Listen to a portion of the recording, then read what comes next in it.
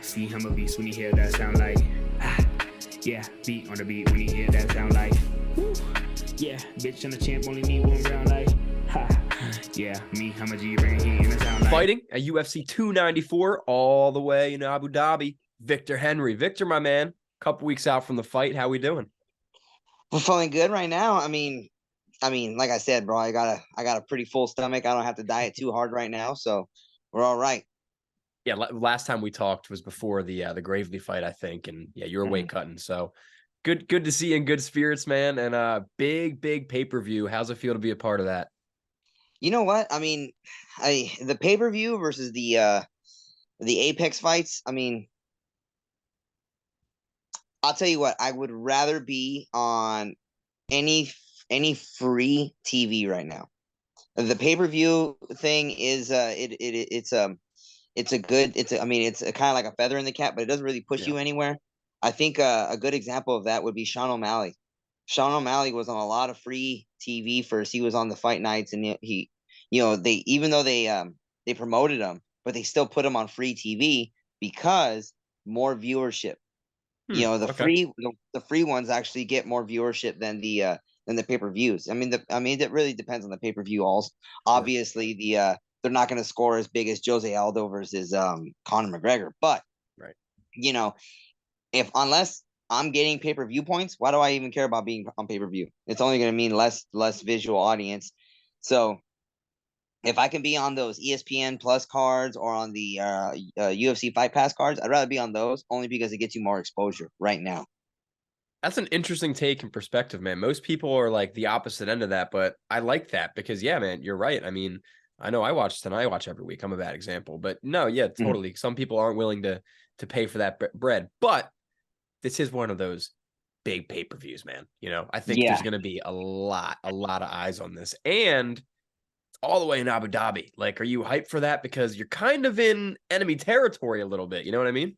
yeah. I mean, when the UFC originally postponed the fight, I kind of figured that okay, they probably want to do this, and I this isn't new territory for me. I've been there. I mean, I fought an undefeated Russian over in Russia before. Yeah. And now it seems it's not exactly Pakistan, but there's a lot of fellow countrymen over there, and you know Javid is he's undefeated for a reason, and he's one of those guys where it's going to be like, well, can I solve that riddle? You know, um, and I basically am in enemy territory over there, but it is what it is, and I feel like I'm ready for that. And because this fight was scheduled, what happened that first time? I'm seeing conflicting reports. I feel like nobody kind of knows what happened. So, what can you tell me? Why'd that fight get postponed? Bro, your guess is as good as mine. I have no idea. It I was mean, the UFC. It wasn't like you I or well Basharat. as far as I heard from my management, there's like, hey, they're postponing the fight. I was like, to when? And it's like, well, to be determined. I said, okay.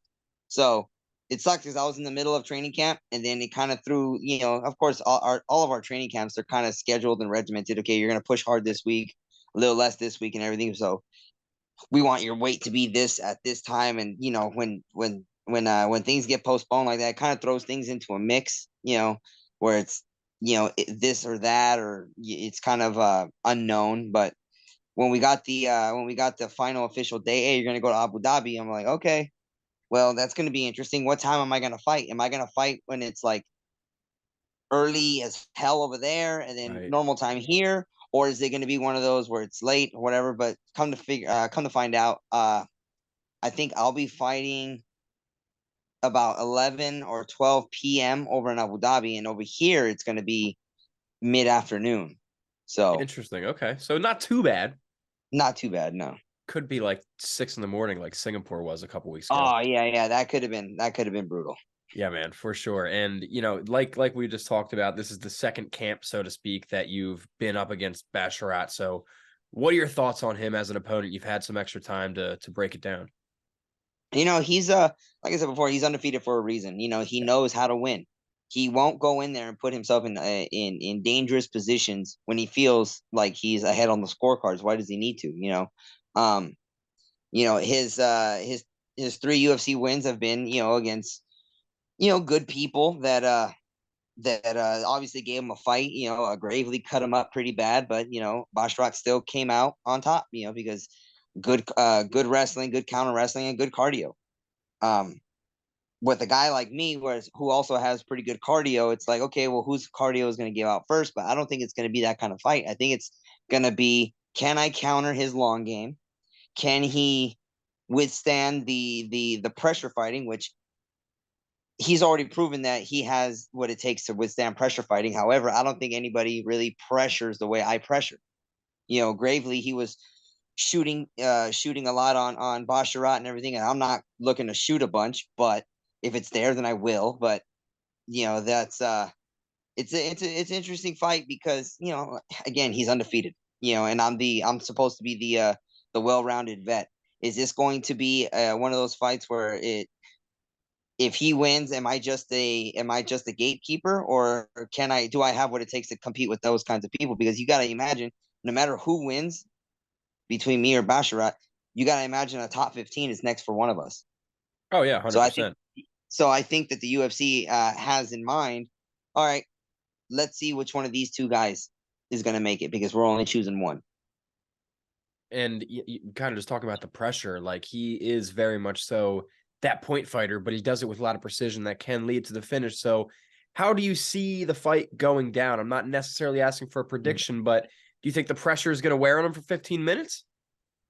No, actually, I don't think the pressure's going to wear on him for 15 minutes, but I do plan on, frustrating him, getting him to open up when he necessarily doesn't want to, because I think a lot of the times people will fight him and they feel like they're behind, so they'll open up big and he'll be able to just pinpoint those shots.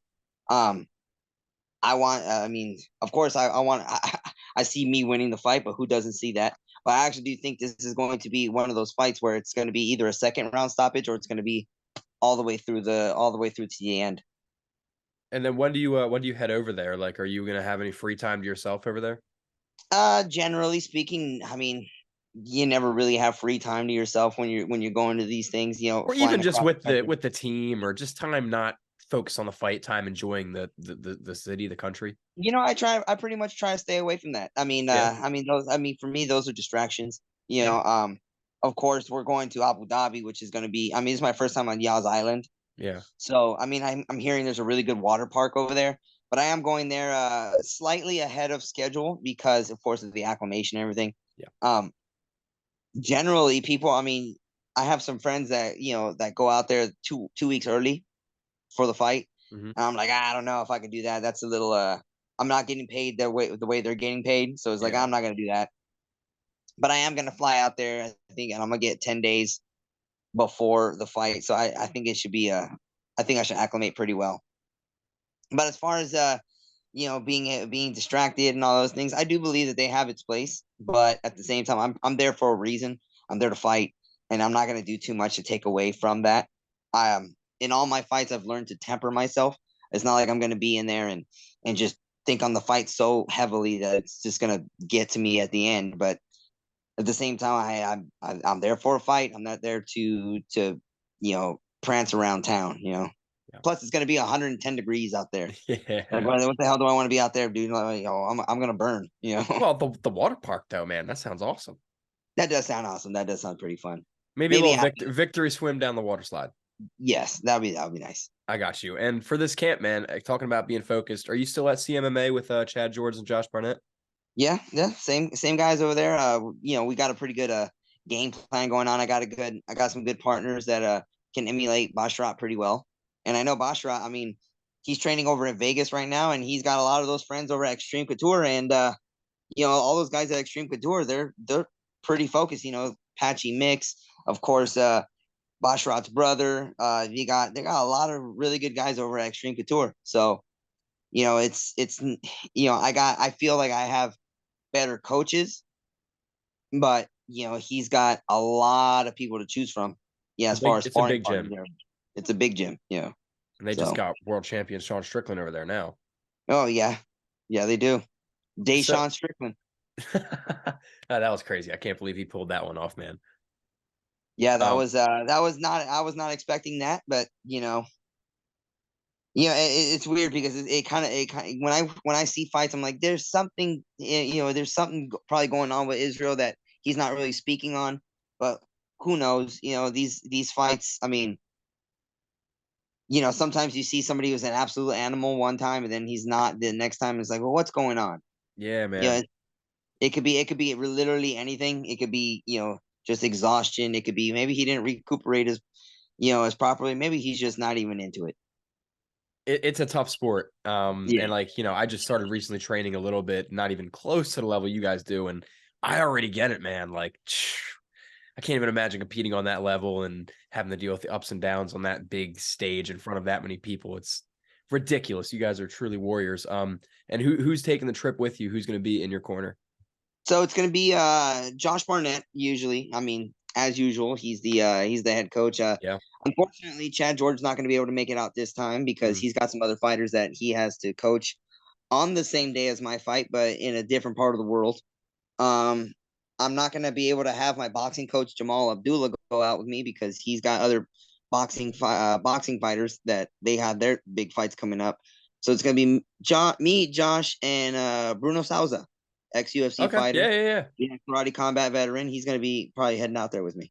That's a fun little corner, man. I like it. Looking forward to the trip. And what's next after this one? I know you're very focused on this fight, but ideally, if everything goes well health wise, you want to get another one in this year. You're looking at next year. Yeah. If everything goes well this year, probably early next year because Josh is already talking about him possibly having an event over in Japan. Ooh. So if he's doing something in Japan, then I want to go. I mean, any excuse to go to Japan is going to be is a good excuse for me, man. I mean, they've just got they have a lot of cool things out there, man. And whether you're there for fights or you're there for the new year, there's always something going on over there. And and I made a lot of my career over there, so I'd like Yeah. to spend some time over there. And what are you talking about? Competing for Josh over there or something? He's got. I mean, he just told me, "Hey, might have something going on in Japan." I said, "Okay, cool. You down to go?" I was like, "Yeah, that's all right." That's all I need to know. Awesome, man. Yeah, I know you fought a bunch in Japan. Every article out there calls you like a Japanese hero. I don't know. It's something I noticed Yeah, at recently. first it was Japanese killer, and I was like, "Nah, man." Yeah, I was like, "Nah, man, don't call me that. Like, I like it here. Like, I don't want to be known as a Japanese killer." And then all of a sudden, everybody started being real friendly with me, and it's of course being under the tutelage of Josh. Yeah. That helps because Josh spent a lot of his time out there, and it's crazy because like recently I started watching a lot of the old Pride events, and you just get a real big appreciation of where just in the past 18 years where this fighting thing has gone. Oh yeah. Since 2005, and it's like, geez, MMA is so different now. But even then, like Pride, Rising, the way they're doing their shows, I got a friend, the Spike Carlisle. He's fighting tonight over in Rising, and it's just the way the way martial arts culture and fighting culture is around the world. It's pretty crazy, man. Dude, those Pride crowds are still probably the best ever. I mean, Japan knows how to celebrate, and they don't boo, man. They honor both fighters. It's good crowds over there. Yeah. The only time they'll like you said it, man, they won't boo, but what they will do is they'll give you that kind of stink eye because if you put on a boring fight, it's kind of like, oh well, hey, good job. We're not gonna call you back. Yeah, Like right. I've seen that happen where it's just like, oh, we're not gonna call you back, but we're gonna be respectful to your face.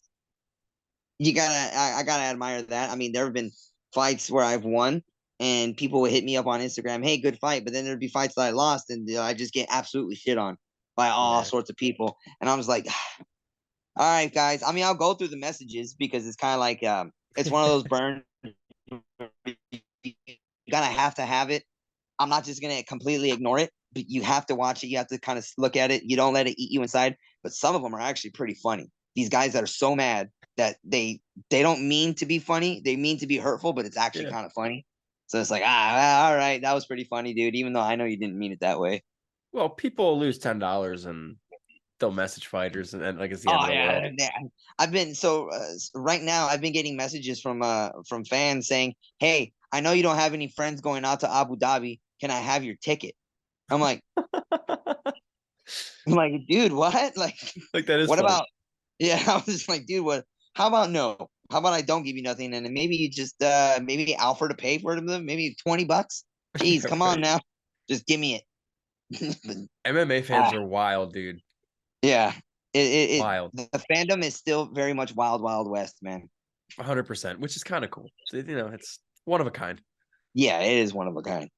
And then before I get you out of here, man, I do want to ask you just, as a fan of the sport, you're on a great pay-per-view, as I said. So I want your opinion on the main and the co-main event, starting with the co-main, because both are bangers, but Paulo Costa and Khamzat Chimaev. How do you think that fight goes down? I think Chimaev's gonna pull this off. I mean, when's the last time Chimaev had a fight? He fought It's been like over a year, man. and then what about Paulo Costa? Even before that, right? It's been also over a year. I believe Paulo was Vittori, and then Khamzat was Gilbert or Kevin Holland. Yeah, I think Hamzat's got this one only because, and this is gonna be at 85, correct? Yeah. Yeah, so I mean, secret juice aside, I think Hamzat's gonna be able to take that only because I think he could withstand the physicality of Paulo Costa. But yeah, I can see that going into like a third round finish. Yeah, he's Only just a only beast. yeah, only because of the pace he's able to push, the kind of wrestling and the strength. I don't think that I think that people are underestimating his strength at 185. I think people are just going to think, oh, Paul Acosta is huge, so therefore he's going to be stronger. But there's a different kind of strength when you're coming up a weight class and you're actually able to use your strength without really sacrificing that much size. I'll use an example. There's a lot of 135ers that are freaking huge. Mhm. In the a good example would be Funkmaster. He gets big, but then he cuts a lot of weight. But in order to cut all that weight, you got to take away a lot of the strength training. You know, um, a lot of the weightlifting, which can keep you big, but you know, different bodies hold it differently, and I think Chimaev will be able to hang on to that strength. So I got Chimaev in that one. I tend to agree with you there. And then for the main event, you think Oliveira is going to be able to get that revenge, or is that all Makhachev again? I think it's gonna be Makhachev again. I think actually Makhachev. I think Makhachev will actually make it. A, I don't think he's gonna. I don't think it's gonna be easier for him, but I think it's gonna be. It might play out differently, but I don't think it's gonna be that much harder for him. Only because Makhachev is a beast. Um, Charles Oliveira does have good striking. Of course, I think he has better striking than Makhachev, and I mean, I honestly think he has better grappling than him too. But just just the ability to be physical and wrestle. Of course, I think Makhachev has just been proving that time and time again. So I think Makhachev is going to be able to be more physical than Charles Oliveira this time. Although I will say that if Charles Oliveira did watch that Volkanovski fight with Makhachev, I think Oliveira can learn a lot from that fight Yeah. and possibly utilize a lot of those things that Volkanovski did. If that's the case, then I can see it being a good night for Oliveira. But A tough you task. know, yeah, tough task, man. I mean, I honestly thought I did think Volkanovski won that when I thought Volkanovski won that fight, but what do I know? Hey man, it was a split cards on that one. A lot of people think either way, and I just hope we get that fight again because I think a lot of people want to see Makhachev and Yeah, Volk yeah, too. you know what? Because it's interesting to see whether because there's people that score it by round, there's Mhm. people that score it by the entirety of the fight. There's so many ways, so many criteria of the way people judge fights, and I think that's what ends up screwing a lot of fighters over is that even the judges don't have a set way and or just a one way of scoring fights. They say dominance, octagon control, time control, whatever the hell, But oftentimes, there was this one fight where I lost because the guy took my back for like half a second, and then I threw him off, and I ended up beating the crap out of him for the rest of the round. But the judge gave him the Control round because he time. took my back for a second. I was like, I don't get it. Like, why the position didn't do anything. So, but you know what? I think they should bring back extra rounds. If it's that Mm. split, bring back an extra round. Hey man, something's got to be done, right? Because just with the Grasso thing, imagine the way I've been putting it is, imagine there's an NFL game and someone added an extra touchdown on the scoreboard. And at the end of the game, the officials are like, oh, well, that's it. Yeah. That's like the equivalent of what UFC fighters and decisions deal with all the time. It's just nonsense, man. Yeah, I think nobody would have objected to extra round from that Grasso No. fight. Yeah. Everybody been like, yeah, that's what we need. We need an extra round. Any It's good close for the, fights like that, man. yeah.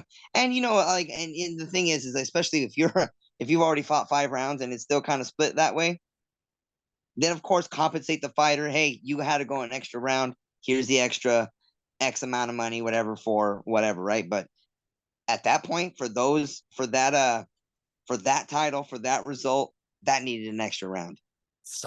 Needed something, man. It's just tough, and hopefully someday we can get that fixed, because it's a great sport. It's being held back a little bit by the judging, but that's all right. Whatever. That's another interview, Victor. Before we get you out of here, man, I just want to give you the opportunity. So many fans, giant pay-per-view, people watching this interview. Anything you want to say? If so, the mic is yours. Hey, man.